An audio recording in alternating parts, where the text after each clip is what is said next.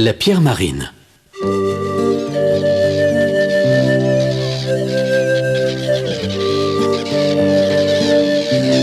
Il était une fois un petit garçon qui habitait dans un village non loin de la mer. Il vivait tout seul dans une vieille cahute tout au bout du village. Comme il n'avait pas de parents, il n'avait pas non plus de nom. Quand il parlait de lui, ce qui n'arrivait pas très souvent, les gens du village l'appelaient le petit pêcheur, parce qu'il vivait de sa pêche. Tous les matins, il se levait avant l'aube et allait à la rivière avec un grand sac. 2 heures plus tard, il rentrait, son sac plein de poissons argentés. Au village, il échangeait ses poissons contre tout ce dont il avait besoin, du pain, du lait et des vêtements. Parfois, les gens du village pêchaient eux-mêmes. Mais il ne ramenait que de tout petits poissons, qui étaient loin d'être aussi beaux et aussi bons que ceux dont regorgeait le sac du petit pêcheur. Ce doit être son pouvoir magique à lui, se disait-il. Et il ne se trompait pas. Chacun dans le village avait un pouvoir magique particulier. Il y en avait qui connaissaient des formules pour allumer le feu, d'autres des chants pour s'assurer une belle récolte. Toutefois, la magie du petit garçon était différente. C'était son secret à lui et il n'en parlait à personne. Elle n'agissait pas grâce à des chansons ou des mots comme celle de tous les autres. Sa magie résidait dans un objet réel qu'il pouvait tenir dans sa main. Une merveilleuse pierre vert jade qui brillait d'un éclat aveuglant quand il l'exposait au soleil. Il l'appelait la pierre marine. Tous les jours, lorsqu'il allait pêcher dans la rivière, il emportait avec lui la pierre marine enveloppée dans un vieux chiffon caché sous sa chemise. Quand il arrivait à la rivière, il gagnait son coin préféré au bord de l'eau, à l'ombre d'un grand arbre. Une fois là, il jetait la pierre dans l'eau et attendait. L'éclat vert sombre du jade se détachait sur le fond sableux. Le petit garçon restait là, immobile, et ne la quittait pas des yeux. Il n'attendait jamais bien longtemps. Lentement, les poissons approchaient.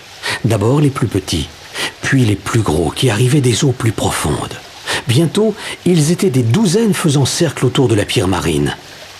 Le petit garçon n'avait plus qu'à les saisir. Les poissons ne faisaient même pas attention à lui. Il les sortait de l'eau un par un jusqu'à ce que son sac soit plein. Puis il reprenait la pierre marine, l'essuyait avec soin, l'enveloppait dans son chiffon et repartait au village avec son sac rebondi. La pierre marine procurait au petit garçon du poisson frais pour ses repas et pour son troc avec les gens du village. Mais elle n'avait pas le pouvoir de lui donner un nom, ni un ami à qui parler. Les autres enfants du village ne voulaient jamais jouer avec lui, parce qu'il n'était pas comme eux. Il n'avait pas de père, pas de mère et pas de nom. Le petit garçon avait toujours tenu secrète l'existence de la pierre marine, parce qu'il s'agissait d'un objet et non d'un mot ou d'une chanson qu'il serait seul à pouvoir chanter. De plus, il avait peur que quelqu'un de plus âgé ne la lui prenne. Comme il ne leur parlait jamais de sa magie, les gens du village étaient jaloux et ne lui adressaient pas la parole, sauf lorsqu'il échangeait son poisson. Le petit garçon se sentait souvent triste et seul. Un jour, il alla se promener au bord de la mer, emportant comme toujours sa pierre marine. Sur la plage, en regardant les vagues jouer au bord de l'eau, il eut une idée. Il y a des poissons dans la mer, beaucoup de poissons, bien plus gros que ceux qui vivent dans la rivière. Si je ramenais aux gens du village un poisson très gros et très bon, je suis sûr qu'ils me parleraient et me donneraient un nom. Il escaladait les rochers escarpés couverts d'algues, alors que de grosses vagues couronnées d'écume venaient se briser sous ses pieds. Il ne faut pas que je jette la pierre marine ici, réfléchit-il, car je ne pourrais pas la retrouver. En la tenant dans l'eau, ça devrait suffire. Il se mit à plat ventre sur les rochers glissants, en prenant garde de ne pas déraper, et trempa la pierre marine dans la mer. Il la tint très fort, car l'eau était froide et il y avait de grosses vagues. Rien n'aurait pu lui faire lâcher prise. Un long moment passa sans que rien ne se produise. Enfin, il vit une ombre immense se rapprocher doucement de lui, tout au fond de l'eau.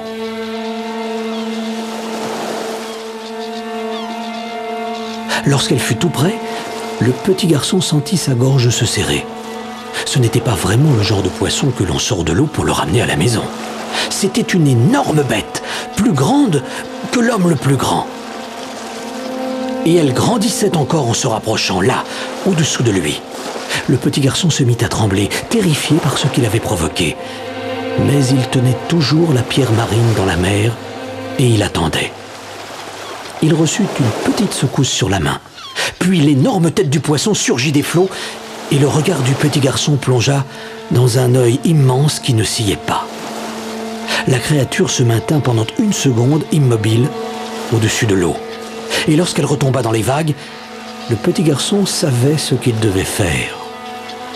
Tenant la pierre marine étroitement serrée dans sa main, il se laissa glisser dans l'eau et monta sur le dos argenté du poisson. De sa main libre, il s'accrocha à la nageoire géante. Le poisson fit une pause, comme pour laisser l'enfant aspirer une dernière bouffée d'air, puis plongea sous les vagues. Le petit garçon retint son souffle, mais il ne put se contenir très longtemps. À sa grande surprise, il découvrit qu'il respirait très bien sous l'eau. Ensemble, le garçon et le poisson plongeaient profond, très profond, laissant loin derrière eux la lumière du soleil. En chemin, ils rencontrèrent de nombreux bancs de poissons. Sur leur passage, tous se retournaient, les regardant avec respect comme pour les saluer. Le petit garçon se disait que, sans nul doute, ce poisson qu'il chevauchait devait être la plus importante de toutes les créatures marines, le roi des profondeurs. Il se sentait très honoré, mais aussi un peu coupable en pensant à tous les poissons qu'il avait attrapés pour le village. Ils poursuivirent leur course à travers les profondeurs de l'océan. Enfin, alors que le petit garçon s'était persuadé que désormais il ne verrait plus jamais autre chose que les ténèbres, une tendre lueur verte apparut au-dessous d'eux, reposant sur le fond de la mer. En s'approchant, ils virent 2 colonnes de pierre verte qui illuminaient l'eau telles des cierges. Le grand poisson les dépassa majestueusement, le petit garçon toujours accroché sur son dos. Tout d'un coup, ils se trouvèrent transportés dans un autre monde, un monde plein de couleurs, de lumière et de beauté. Le grand poisson conduisit le petit garçon jusqu'à une vaste grotte qui semblait être une sorte de temple sous-marin. Les murs, la voûte et le sol étaient couverts de dessins et de mosaïques aux couleurs vives. Sans hésiter, le grand poisson se dirigea directement vers l'extrémité la plus reculée du temple. Là, le petit garçon découvrit des mosaïques représentant toutes sortes de créatures marines disposées en cercle. Au centre, un poisson étincelait de toutes les couleurs de l'arc-en-ciel. Le petit garçon sut instantanément qu'il se trouvait en présence du dieu de tout ce qui vit sous la mer.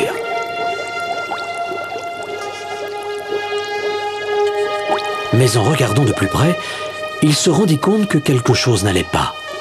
À l'endroit où aurait dû se trouver l'œil du poisson, il constata qu'il n'y avait qu'un trou béant. À présent, le grand poisson s'était arrêté et le petit garçon sut à nouveau ce qu'il devait faire. Il nagea jusqu'à ce qu'il touche le trou qui faisait comme une blessure. Il y déposa la pierre marine.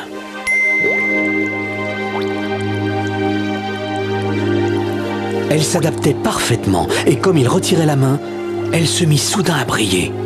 Elle resplendissait, plus rayonnante que toutes les autres, comme animée par une flamme. Le dieu avait retrouvé la vue et le garçon était heureux. Comme il s'éloignait de la paroi, il vit que le poisson géant était parti sans bruit, satisfait. Par contre, 2 silhouettes se détachaient sur la grande porte du temple. Il se dirigea vers elles. Ce n'étaient pas des poissons, mais un homme et une femme. Le petit garçon les rejoignit sous la grande voûte. La femme le prit dans ses bras et le serra contre son cœur avec des larmes de joie. Ansel, Ansel, Ansel, mon fils, répétait-elle en pleurant. Et le petit garçon se mit à rire pour la première fois de sa vie. Maman, papa, s'écria-t-il. Il savait qu'il avait retrouvé ses parents. Et pendant qu'il quittait le temple pour rentrer chez eux, dans leur maison sous la mer, il réalisa qu'il se trompait depuis toujours. La pierre marine n'avait rien à voir avec un pouvoir magique particulier. En fait, elle faisait partie d'une autre magie, bien plus grande, la plus grande de toutes les magies. Et tout ne faisait que commencer pour lui.